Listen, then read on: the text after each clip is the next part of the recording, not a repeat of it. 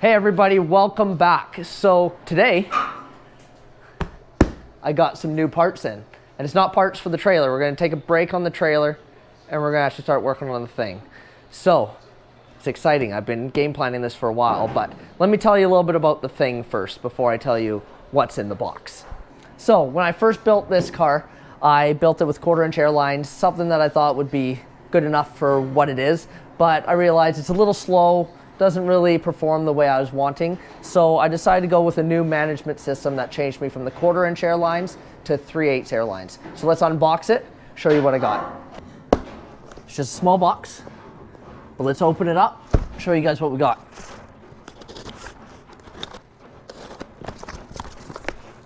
Oh, Halloween candies, score.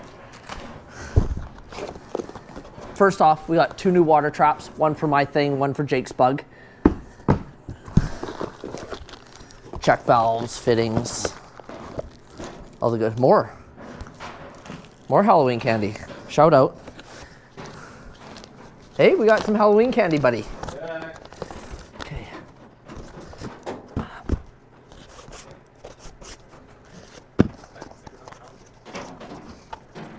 Oh, we got a shirt too.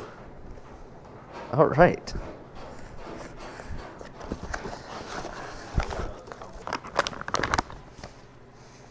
All right, so here's what I got. I got a manual 3/8 air ride system.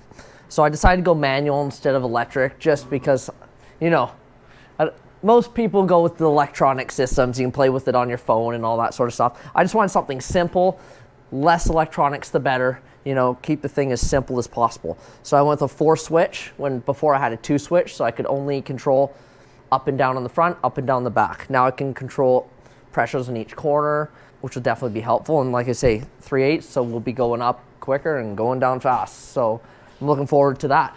I got this manual air ride manifold from a company called Specialty Auto Fab. So they're a local BC air ride company that sells these manifolds. They sell bags, tanks, gauges, mounts, you name it. They sell anything. So I haven't yet seen anybody run this, so I'm interested to see how it works, how I can hook it all up. Now I gotta work on building a mount, how I'm gonna mount it in the car, and let's get putting her together. Okay, first things first, this was my old air ride switch gauge setup, so I just disconnected that. I'll probably end up using this gauge and these switches for my trailer setup, so we'll leave, don't know what I'm gonna do with it, don't know where I'm gonna put it, but we'll just hang it for now. But I'll probably just end up mounting the switches, mounting the manifold down here, building a little box that it can sit in.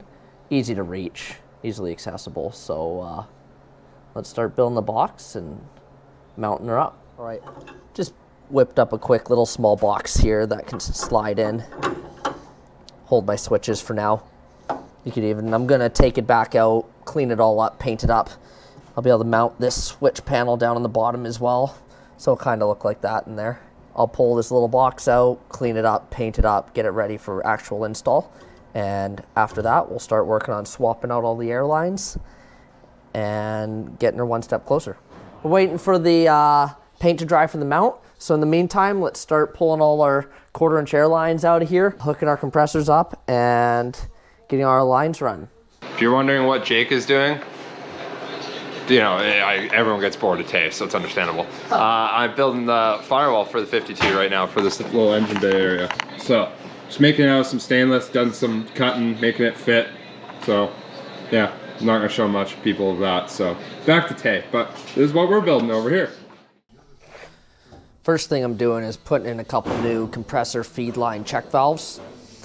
Last year, you know, I cheaped out last year. I got some cheap ones, threw them in. Within about the first month, they started leaking, back feeding to the compressors, draining the tanks. Note to self, lesson learned, don't cheap out on the check valves. So we got some nice, we spent the money this time. Yeah, right? Don't cheap out. Don't cheap out, spend the good money. That's right.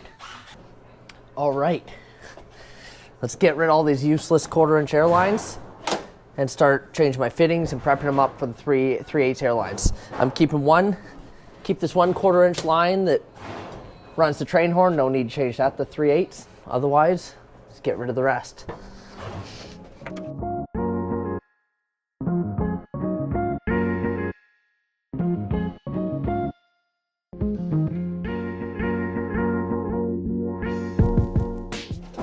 See ya.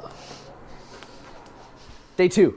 So, I figured I didn't do a lot of filming yesterday. You know, I feel like you didn't want to watch a couple hours worth of me taking out old hoses, putting in new fittings, all that sort of stuff. So I kind of skipped all that. And so today, all those airlines are loosely in there. We'll clean those up today, make them look nice.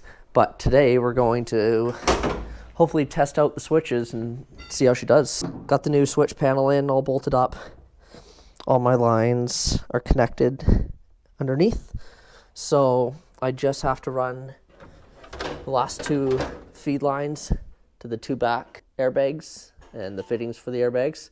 So let's take care of that quickly, tie them all up, get them connected, and then we'll test it out. Hopefully the swap from 1/4 inch to 3/8 makes quite a bit of difference. I'm sure it will. It did on Jake's car. So why not on the thing? So let's connect those lines, test her out.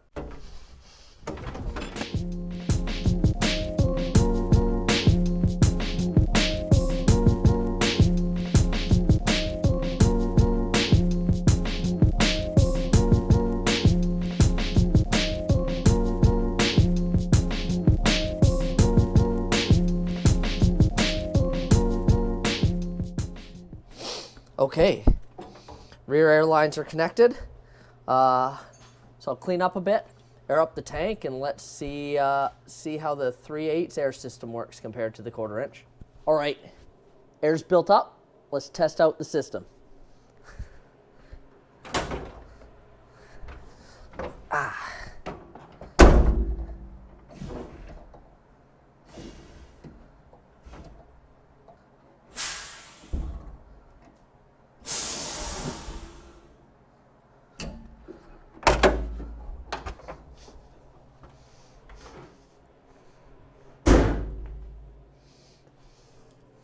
So, that is considerably, welcome back. Considerably faster. I should have filmed beforehand the 1/4 inch, but those who have seen it, 1/4 inch, you could barely tell that it goes up and down. That was way better. So, I'm happy. Let's get cleaning up. Right, Adriana?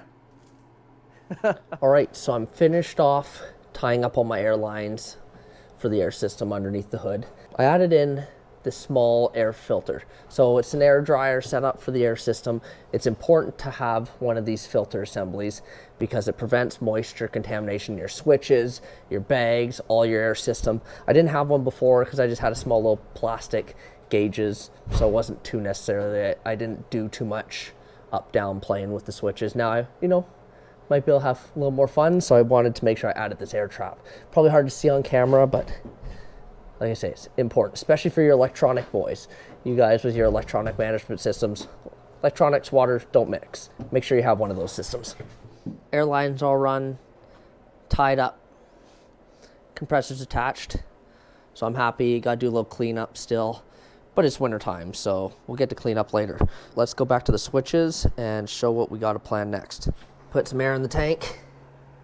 Gonna see what leaks, see what holds. My switches are all in. I also connected my toggles, my gauge for my single wheel trailer. So we're gonna work on connecting the air line, getting it all sent to the back and see how I can get it to be an easy, quick connect for the trailer. I also need to figure out this toggle switch assembly doesn't come with any gauges. They all have a 1/8 pipe plug per switch in the back. So I gotta figure out where I'm gonna wanna put some gauges.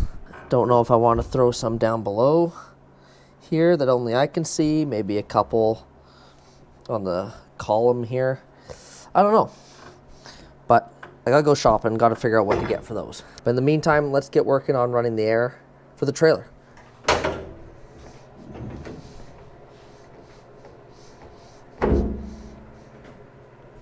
Makes working a lot easier with the doors off.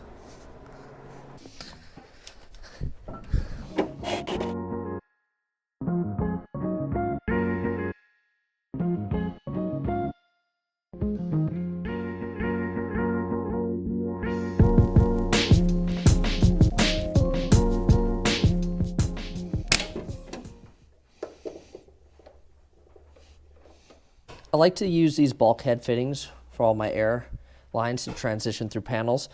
I find them, you know, there's just less chance of the air lines chafing and blowing a hole in one of your lines. Yes, they cause, you know, a couple more spots that could cause air leaks, which is a never-ending problem in air ride. But I think they look better, and I think it's a safer option.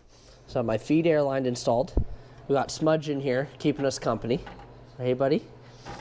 Then I got our airline fed through the body. It goes back into the body, and then out the back here. So now I got to figure out how I'm going to connect this line. I'm thinking I'm going to do another bulkhead fitting maybe down here with a quick connect that I could connect the trailer airline to the thing. So let's figure out what I'm going to do with this. Side note, this hatch was the best thing I ever installed. It's a late bay window engine hatch, and I decided to install it in the thing when I was putting the Lime Bug rear cantilever air ride system in. It made life a million times easier. You can get to your starter, you can change your clutch cable, all your trans oil, everything. It made it so accessible. Highly recommend if you're a thing guy to install one of these hatches. So, back at it. Let's start figuring out this rear airline feed. So,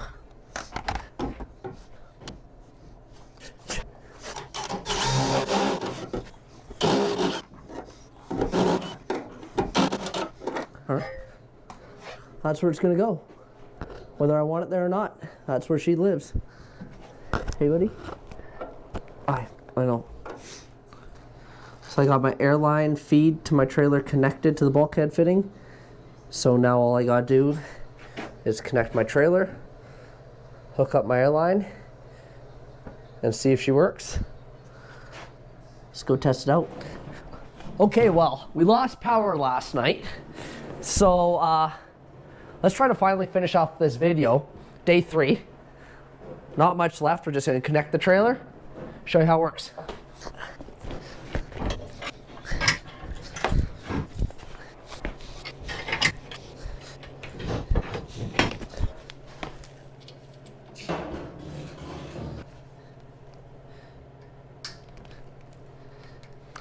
All right, she's all plugged in.